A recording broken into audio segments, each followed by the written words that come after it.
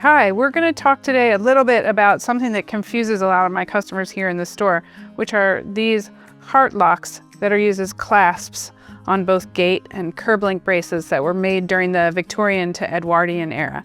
I've got a couple little hacks for you. So we're going to go over these little hacks on how to easily put on and off a heart link bracelet. So first of all, this is the clasp of a heart link bracelet. It has a little keyhole in it, and actually, just to tell you a little story, this was the chastity belt of bracelets back in the day. A man would put it on his betrothed or his wife, he would lock it up with the key, and he would go off to his business elsewhere with the key in his pocket. She was stuck in the bracelet.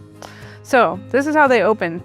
You push right here in on this little tab that sticks out, and the lock will open just like that. And when you close it, you just push that in.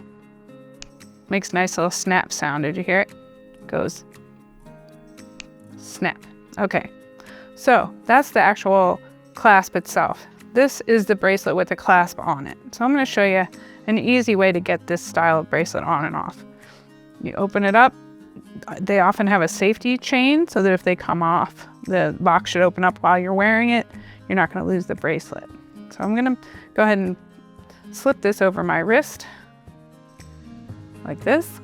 And then what I'm going to do is I'm going to hold the lock here, and then I'm just going to slip the other end over the other half of the lock there, and then just push it in until I hear that nice little snap. And there you go. That's how you get it on and off easily. The off is easy. You just open it up and take it off, but the on can be a little tricky. So that's how you do it. You just want to hold it with your finger, open it up, and there you go. Easy way to get a heart lock bracelet on and off. And they were often these curb links like this, heart locked, and then this gate bracelet. They were called gate bracelets because they kind of reminded people of the gates of Buckingham Palace, and they often have that style of lock. So there's my little hack for today. Thanks for joining.